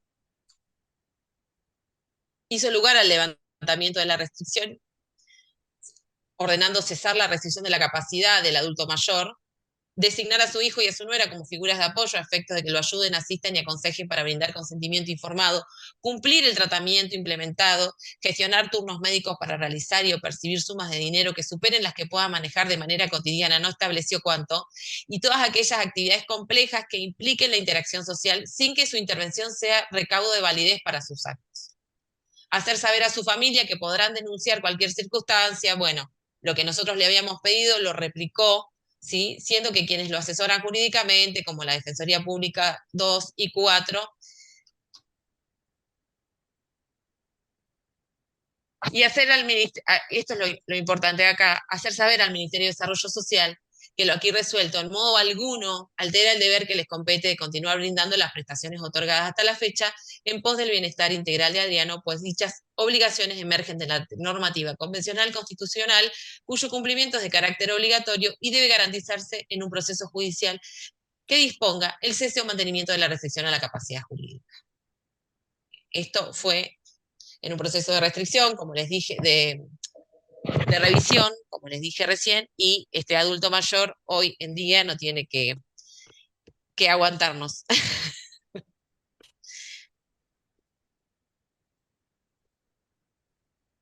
Seguimos con otro caso.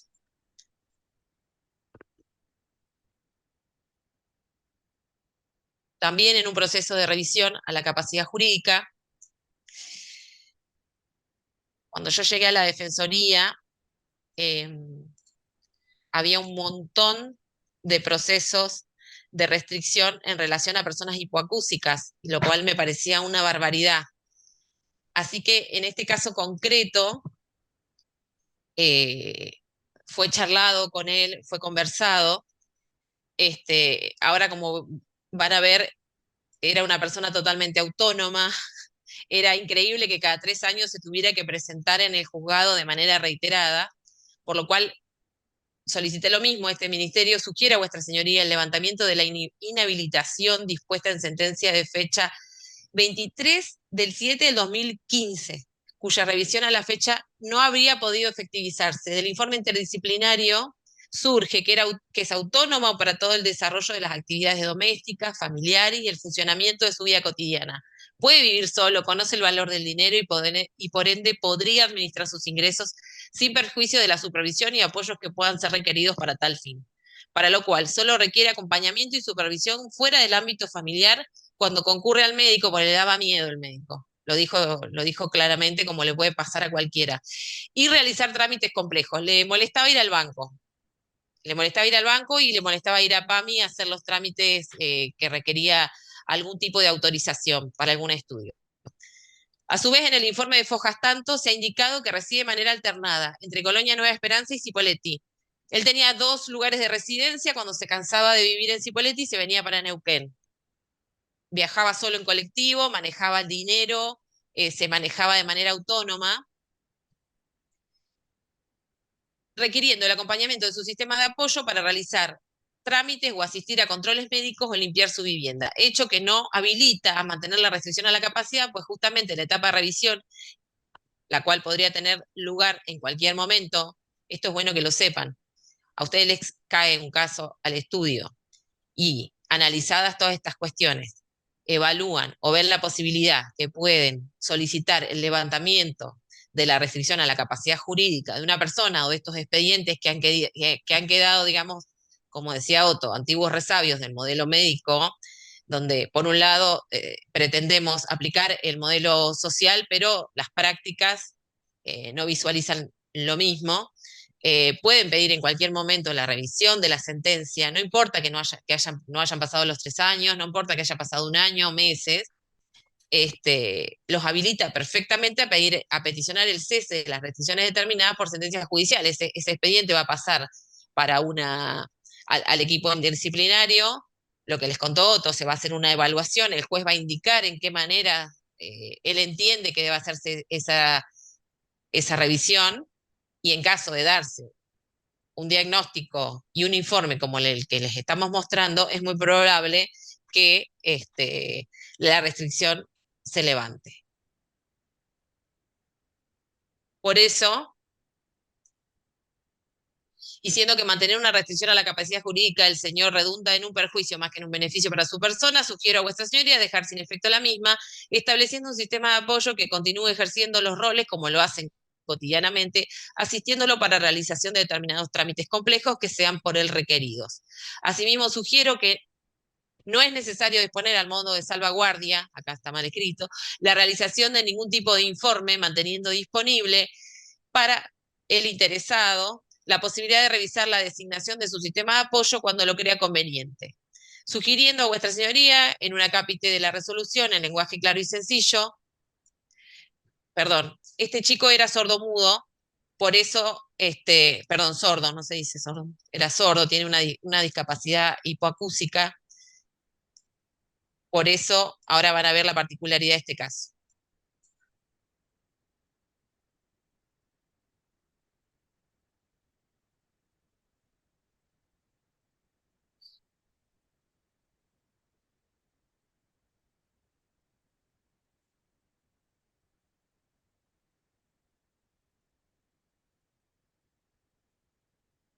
Ahí estoy. Por eso, diciendo que mantener la restricción a la capacidad jurídica del señor redunda en un perjuicio más que en un beneficio a su persona, es lo que hemos repetido durante todo el proceso, se establece un sistema de apoyo. Lo que yo pedí como Ministerio Público es que no se determine un sistema de salvaguardia, pero el juez la dispuso de todas maneras. ¿Y qué fue lo interesante de esto y que hizo el juez a los fines de que esta persona pudiera entender la resolución que él estaba tomando relativa ni más ni menos a su vida, ¿no? Dejó sin efecto la inhabilitación, determinó que sus hermanos se constituyan como figuras de apoyo en su acompañamiento cotidiano y en especial lo asistan para la realización de trámites complejos cuando sean por él requeridos. Lo que en modo alguno importa suplir su consentimiento y en caso de que lo solicite, le brinden consejo y acompañamiento en cualquier tipo de trámite y decisión. Sí dispuso una salvaguardia y que es la realización de una nueva audiencia al cabo de 1 año, al fin de verificar su situación y al año él iba a proceder al archivo de las actuaciones. Sin embargo, hacer saber a que en caso que en cualquier momento podrá solicitar su cambio en su sistema de apoyo como el alcance del mismo. ¿Qué hizo el juez? Como era una persona hipoacúsica, lo llamó, le explicó los alcances de la sentencia, estos ajustes razonables de los que estamos hablando. No convocó a una intérprete porque era su hermana en general quien lo acompañaba y podía traducir. Consintió esa sentencia porque yo me acuerdo, le dijo, ¿te parece? ¿Querés que le cambiemos algo? Le explicó punto por punto de la parte resolutiva, le dijo que todo lo otro era largo, aburrido, pero que era en pos de su beneficio. Esto fue el doctor Sepúlveda. Y al cabo de un año me pidió a mí que lo cite para corroborar si seguía en las mismas condiciones, digamos, por las cuales se había dictado el cese, ¿sí?, de la restricción a la capacidad. Se lo cité a la Defensoría, también en compañía de su hermana, en donde le informamos al juez su situación actual, se requirió el archivo y hoy por hoy el archivo está, el expediente está archivado y este señor no lo hemos vuelto a ver. A modo de cierre, les compartimos el resultado de un proceso realizado por el dispositivo de inclusión habitacional Ana María Firman, ex Vidabella, en relación a las externaciones de instituciones monovalentes y la importancia del trabajo interdisciplinario realizado en forma comprometida, profesional y humana.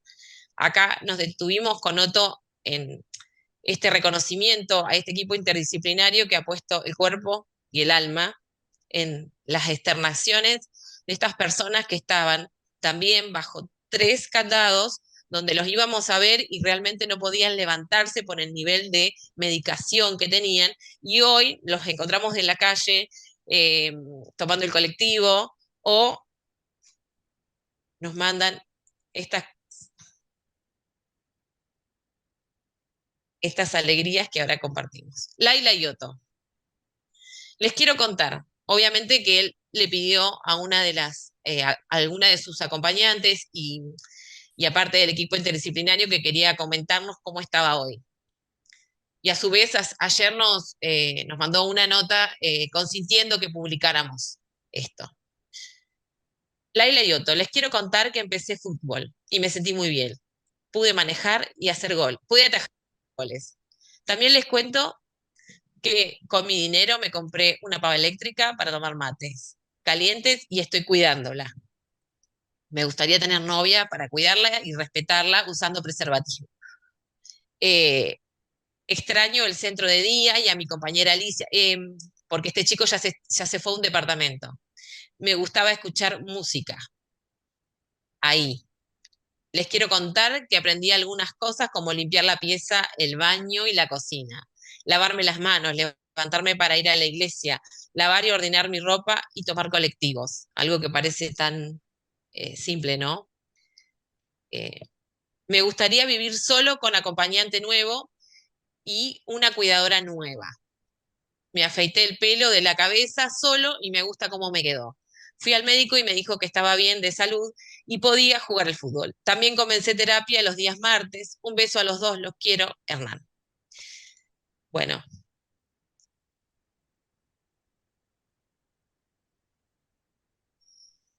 y a modo de cierre y para agradecerles, recuerden que sus capacidades serán siempre más grandes que cualquier discapacidad.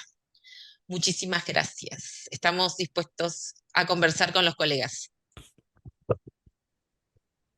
Bueno, Agradezco también profundamente a mi compañero de aventura jurídica, que es el doctor Otto Kloss, que me olvidé de agradecerle cuando arrancamos, porque, Todos los días nos porque agradecemos, así que todos los días todos los trabajamos días. en ver cómo acompañamos a la gente de la mejor manera posible. Esperemos que se haya podido este, traslucir en esta charla. Es muy emocionante la situación de Vito. sí, Hernán, sí. Sí, le decimos Vito porque él dice, quiere que le digamos Vito. Porque realmente la situación cuando tomamos intervención nosotros era de afectación de sus derechos, extrema. Y lo que por ahí más impactaba era el uso de medicación con fines no terapéuticos, sino que la medicación era efectos de tenerlo adormecido y que no pueda desplegar sus potencialidades en su vida. Por eso Laila, más allá de que lee la carta, se emociona porque recuerda Sí. este cambio, lo ve, se lo ve, o sea, uno lo ve a Vito hoy feliz, sonriente, con una vida plena, potenciándose, desplegando en su vida cotidiana. Tenía Así que, mm, desnutrición eh, terrible. era Bueno, terrible la situación. Sí. No tenía, chicos, ah, no había tratamiento médico, no había equipo interdisciplinario, era entrar al ex dispositivo de Vida Bella y tener que tocar la puerta media hora para ver quién nos atendía y quién nos dejaba pasar. Literalmente estaba preso. Exacto, era una persona recluida. Reclusión. Esa era la bueno. situación de Hernán. Chicos, bueno, además de agradecerles, que ahora vamos a terminar con los agradecimientos, había una pregunta que dice que ya con la demanda que compartieron o la petición ya había quedado respondida a la consulta, así que bienvenido sea y creo que eso va a ser de mucha utilidad, así que agradecerles por eso porque sabemos que es muy difícil encontrar modelos o que nos puedan facilitar estas cosas que a veces no son tan comunes. Por otro lado, hay una consulta acá. Les pedimos que la consulta que hagan, nos quedan 10 minutos nada más, pero si quieren alguna consulta, que la hagan a través del chat. Te digo, Estela, pues estás levantando la mano, pero escribíla, por favor, porque la tengo que leer, si no, es muy difícil. Acá Janina hace una consulta, cuando estaban hablando ahí en la solicitud de la demanda, más que nada. Atrás dice, y en caso de no tener figura de apoyo, y dice retraso mental grave progresivo. Es lo que comentó Otto. Es el primer caso que expusimos que se aplicaría el artículo 32, última parte, en donde directamente la persona, o sea, ya hablamos de un curador porque no puede interactuar con el medio que lo rodea, no puede manifestar su voluntad para el pleno goce de del ejercicio de sus derechos, digamos. Entonces, en ese caso, es el apoyo de tercer nivel que también comentó Otto, que al momento de que el equipo interdisciplinario evalúe, seguramente lo va a constatar y va a Bien. determinar qué tipo de apoyo tiene. Entonces, quizás le sirva el primer modelo de demanda, no sé, Otto, si querés aportar algo más, que leímos. Sí, y por ahí si la pregunta también tiene alguna arista dirigida a la falta de una red familiar, recordar que por supuesto el Estado tiene una obligación indelegable final de hacer un trabajo articulado, interministerial, incluso acá en Neuquén, por ahí se lo podemos comentar también. Existe un protocolo interministerial de actuación entre el Ministerio de Desarrollo Social, bueno, ahora se llama Ministerio de Gobierno, tiene la Secretaría de Familia, que obviamente tiene que disponer de Mm, los recursos necesarios para las personas en condición de vulnerabilidad y tiene que actuar interministerialmente con lo que es el Ministerio de Salud. Y obviamente siempre va a tener esa obligación estatal bien. ineludible de poder hacer esa conformación, sea eh, en el caso de este extremo, porque es de curador, pero puede ser figura de apoyo o la designación de un sistema de curaduría, digamos, ¿no? Bueno, hay dos preguntas más. No la pongo en chat porque se me borró el chat acá, pero pará. Es que estoy complicada. Estoy sola, estoy complicada. Pará. Ay, lo había leído. El levantamiento o cambio de apoyo o declaración de incapacidad. ¿Se correría traslado a los actores del pedido o se da intervención a él y sobre ello se resuelve? O sea, al interesado, entiendo la Está pregunta. peticionando. ¿El Él está, levantamiento o el cambio de apoyo de esa declaración que se dio? ¿Se corre traslado? Eso están preguntando. explico, sí, inmediatamente. Bien, Y a bien, la persona, para el caso que no lo haya pedido el peticionante, al asesor letrado o asesora letrada para que se comunique con la persona. Entonces ahí lo llamamos a la defensoría, nos acercamos al domicilio, hacemos videollamada, el ajuste que sea necesario, bien. porque nos podemos comunicar por cualquier medio, se consulta, se corrobora y en base a esta autonomía de la voluntad se expresa si es realmente lo que quiere el interesado o la interesada. Bueno, No sé después si hay otro. contestamos. Mm. Creo que sí, porque tenía que ver con eso, me parece, con el traslado del nuevo pedido, o frente a una revisión o no. ¿no? Digamos acá cuando Claro, estamos porque lo viendo. puede pedir cualquiera de los legitimados, lo puede pedir un nuevo, una persona que no se haya presentado nunca, por ejemplo, nos pasa mucho en la Defensoría. Mirá, yo nunca me presenté en el proceso, siempre se presentó mi hermano con fulana, pero resulta que ahora fulana, bueno, tiene un problema de salud muy grande, entonces me propongo como apoyo de mi hermano a los fines de, por lo cual solicito, y ahí se nos da traslado a nosotros Mm. y se le da traslado al Ministerio Público de la Defensa. Interesante aclarar también acá, o para aportar algo más, que no necesariamente esa modificación del sistema de apoyo se tiene que dar en el marco de toda una revisión en los términos del artículo 40, ¿sí? Sino que justamente se puede discutir solamente la modificación de esa figura de apoyo, de ese Ah, sistema de bien. apoyo. Y obviamente, como dice Laila, ¿no? Conforme a los intereses de la persona restringida y obviamente con dictamen del Ministerio Público en materia de capacidad. Otra pregunta más dice, consulta, en los casos de no existir red de apoyo familiar. Eso que hablamos, lo que contesté hace un ratito, esto de las obligaciones ineludibles del Estado, ¿no? Que Ujú. cuesta, es un Eh, trabajo de todos los días. Claro, no lo queremos, perdón, Otto, que ahí Sí, me meta. sí, sí, sí. Es una obligación estatal, deviene de la convencionalidad, como lo dijimos y como lo han establecido determinadas resoluciones judiciales. Pero llevarlo a la práctica es muy difícil. Pero sí, es muy Eh, difícil, obviamente por la efectivización por parte del Estado en este Ujú. sentido, pero el acompañamiento de la judicatura está presente. Hay resoluciones que acompañan en ese sentido. Hay, bueno, para que esto sea bien claro con los colegas, hay imposición de Ujú. astreintes, hay intimaciones bajo apercibimiento e incumplimiento de órdenes judiciales. Digamos, los mecanismos por parte de la magistratura, digamos, para poder revertir la reticencia del Ejecutivo, si se quiere, están Ujú. claros y Claro. están Hay una que me los presentes. seis parece que... juzgados, una cosa, son permeables. Los 6 juzgados, Ujú, la judicatura creo que la vemos en su mejor versión, esto me hago cargo, ujú. porque escuchan a las personas, se comunican en forma directa con ellos, se acercan a sus domicilios. Los 6 juzgados son totalmente permeables a todo tipo de cambio o ajuste razonable que sea necesario y en beneficio de la persona. Hay una pregunta más para terminar, si les parece, y ya después, porque hay muchos agradecimientos, después le vamos a pasar todos los chats porque es imposible leerlos.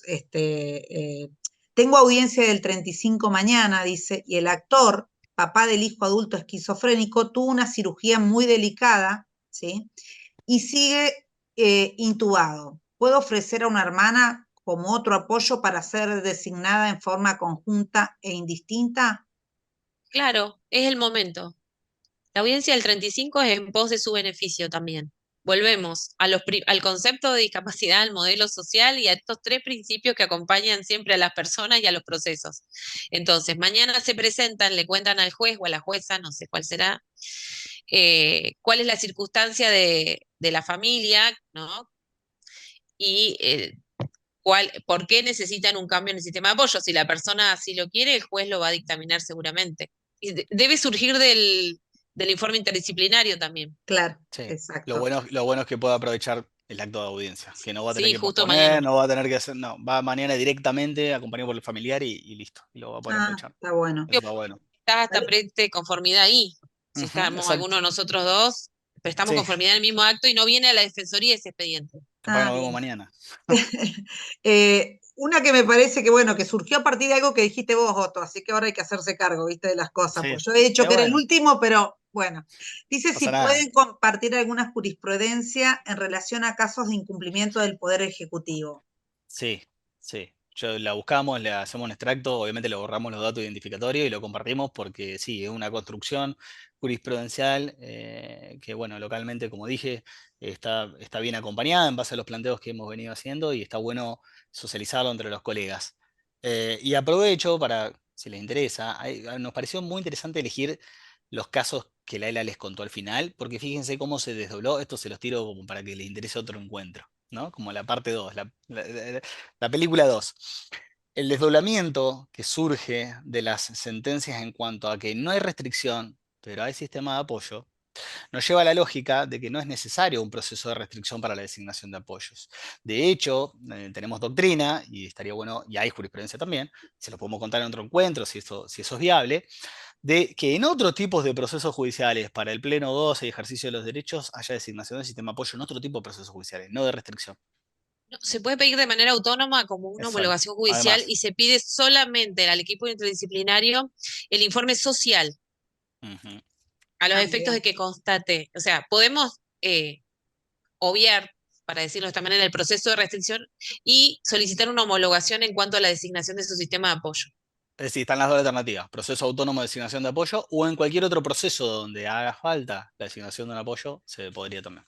Tenemos procesalmente previsto, pero para que lo sé, porque por ahí quieren la designación autónoma de apoyos, no lo tenemos en nuestro código procesal.